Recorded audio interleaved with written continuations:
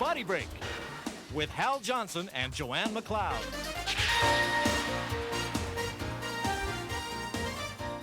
It's good to be home after a long day. Hey, Daniel, why don't you get the chicken out of the fridge and I'll get the rice and peas started. You see, that's how we make dinner quick around here. We're going to make a hot and spicy Caribbean dish, and here's how you make it.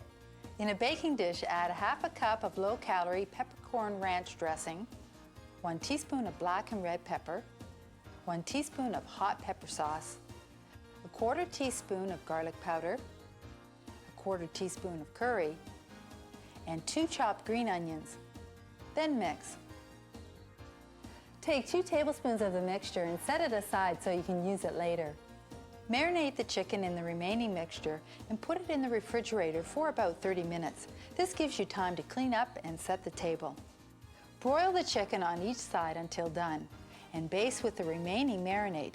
Then serve it over rice and peas. Boy, this smells great. Until next time, keep fit and have fun. BodyBreak.